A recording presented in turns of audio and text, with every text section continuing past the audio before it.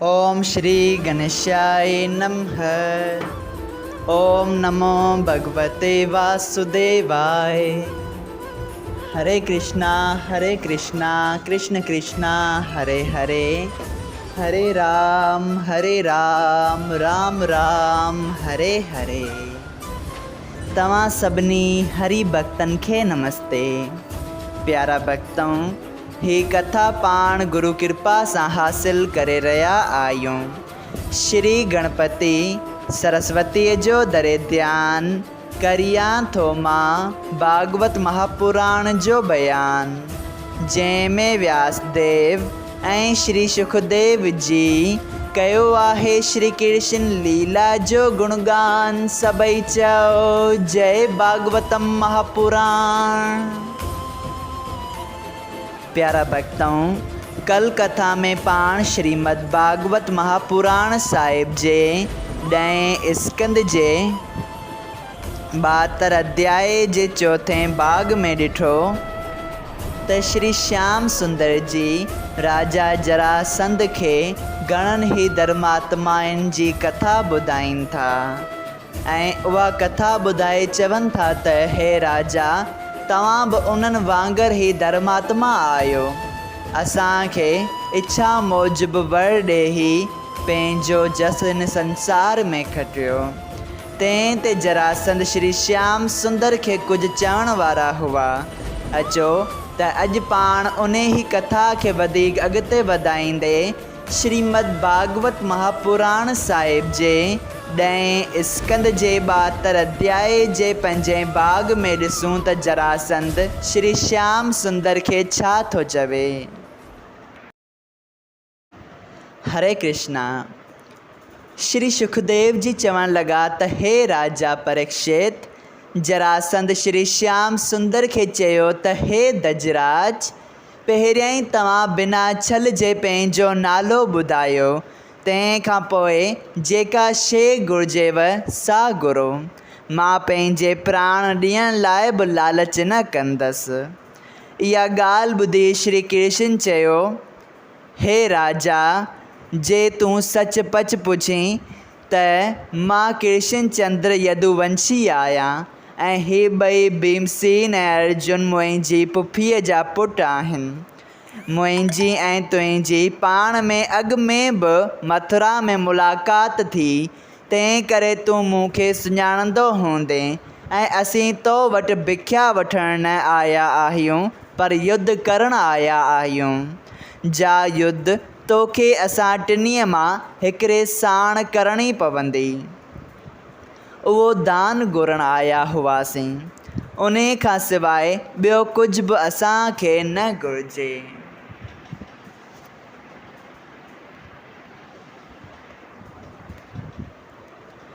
हरे कृष्णा।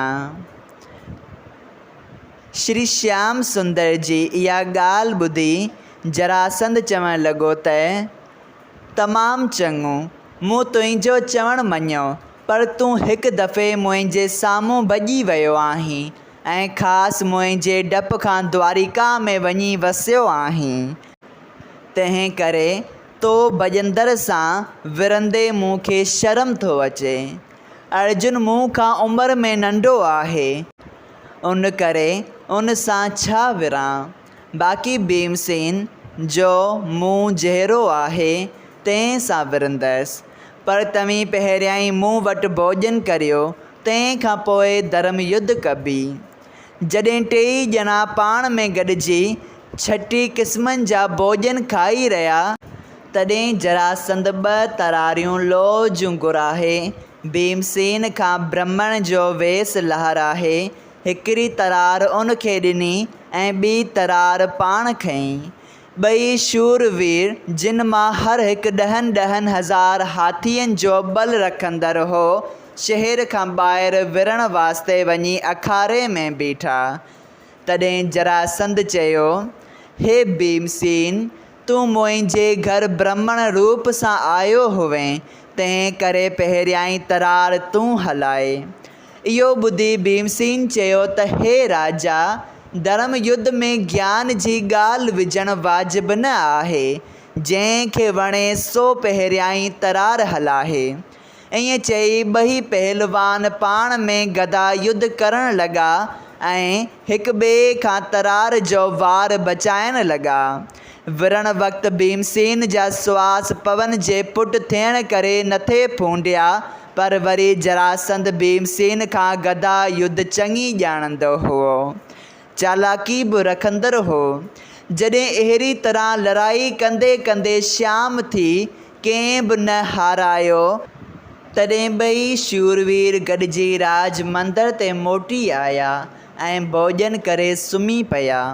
सुबुह जो उथी वरी अॻे वांगुरु युद्ध कयऊं। जॾहिं विरंदे विरंदे ॿिन्ही जूं तरारियूं पुर्ज़ा पुर्ज़ा थी वयनि थे, तॾहिं ॿियूं तरारियूं घुराए पाण में विरिया थे। सॼो ॾींहुं लड़ाईअ खां सवाइ ॿियो को बि कमु न कंदा हुआ, पर राति जो खाइण पीअण ऐं सुम्हणु गॾु हूंदो हुअनि। अहिड़ी तरह विरंदे विरंदे सभई तरारियूं भॼी पयनि, तॾहिं पाण में कुश्ती करण लॻा। 26 ॾींहुं जरासंध हिकिड़ी मुक भीमसेन जी छातीअ में अहिड़ी हईं जो हू व्याकुल थी वियो। भीमसेन राति जो श्री कृष्ण खे चयो त महाराज, राजा जरासंध ॾाढो बलवान आहे। हेतिरा ॾींहं थी विया, मां पंहिंजो हर दाव ऐं पेच कुॾी चुकसि, लेकिन हिन जो त बाल बि बाका न थियो। उल्टो अॼु हिन मूं खे छातीअ में अहिड़ो त ठोशो हयो आहे जो सूर लहण जो नालो ई नथो वठे। इहा ॻाल्हि ॿुधी जीअं ई द्वारिकानाथ पंहिंजो हथु भीमसेन जी छातीअ ते घुमायो, तीअं ई हुन जो सभु सूर छॾे वियो। भीमसेन खे छातीअ सां लाहे कुझु पंहिंजो बल खेसि ॾेई सम्झाइण लॻो त विरण वक़्तु तूं मुंहिंजो इशारो सम्झी जरासंध खे मारिज। जॾहिं 27 ॾींहुं वरी ॿई शूरवीर विरण लॻा, तंहिं वक़्तु श्री कृष्ण जी भीमसेन खे हिकिड़ो कख ॾेखारे उन खे विचां चीरे विधो। पवन पुत्र उहो भेद सम्झी श्याम सुंदर जे बल पाइण सां जरासंध खे खणी ज़मीन ते पछारे हिकिड़ी जंगा पंहिंजे पेर जे हेठां दॿाए छॾी ऐं ॿी जंगा मथे छिके चीरे विधो। जरासंध जो बदन जो विच में ॻंढियल हो, सो ॿ अधु थी पियो, लेकिन थोरी ई देरि खां पोइ उहे ॿई दरा जरासंध जा पाण में मिली विया ऐं हू वापसि उथी बीठो। अहिड़ी तरह घणा ई भेरा भीमसेन उन खे 2 टुकुर करे हेॾां होॾां पखेरियो, लेकिन हू बार बार जुड़ी वापसि उथी थे वियो। तंहिं बाद श्री श्याम सुंदर हिकु ॿियो कख खणी उन खे विच मां चीरे हिकु पासो उनजो साॼो पासो खाॿे पासे उछलियो ऐं उनजो खाॿो पासो साॼे पासे उछलियो, जंहिं करे हू ॿई हिसा वापसि कॾहिं बि न जुड़ी सघिया ऐं इते जरासंध जो अंत थियो। सभई चयो जय श्री कृष्णा। जरासंध जे मरंदे ई देवताउनि ख़ुशि थी भीमसेन ऐं ॿियनि ते गुल वसाया ऐं घणा ई वाॼा वॼाइण ऐं जय जयकार जा शब्द करण लॻा। श्याम सुंदर ऐं अर्जुन भीमसेन जे बाण खे ज़ोर ॾेई संदसि तारीफ़ करण लॻा।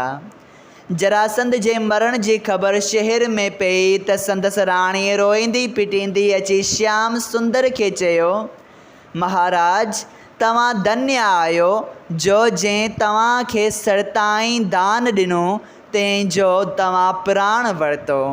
जेको पंहिंजो तन ऐं धन तव्हां खे भेटा कंदो आहे, तंहिं सां तव्हां अहिड़ी भलाई कंदा आहियो जहिड़ी तरह राजा बलीअ सां कई हुयव। जॾहिं राणी श्री कृष्ण खे ईअं चई ॾोरापा ॾेई पंहिंजे पतीअ लाइ घणा ई विर्लाप कया, तॾहिं श्याम सुंदर उन खे धीरज ॾेई महिलात ॾांहुं मोटाए छॾियो। जरासंध जो पुटु सहदेव श्री कृष्ण खे परमेश्वर ॼाणी उन जी शरण में आयो। तॾहिं द्वारिकानाथ जरासंध जी क्रियाकर्म थियण खां पोइ सहदेव खे राज गद्दीअ ते विहारे पंहिंजे हथ सां तिलक ॾेई धीरज ॾेई चयो त हे पुट, तूं धर्म सां राज कर, ब्राह्मणनि ऐं रहित जी पालना कंदो रहो ऐं ईश्वर जो भॼन कर। सभई चओ जय श्री कृष्णा। श्रीमद् भागवत महापुराण साहिब जे 10 स्कंद जो 72 अध्याय संपूर्ण थियो। अगरि तव्हां सभिनी हरि भक्तनि खे हिन कथा मां लाभ हासिल थियो हुजे त कृपया हिन कथा खे ॿियनि हरि भक्तनि सां शेयर कजो त उन्हनि जो भलो ऐं तव्हांजो बि भलो थिए। सभई चओ जय सिया राम। राधे राधे।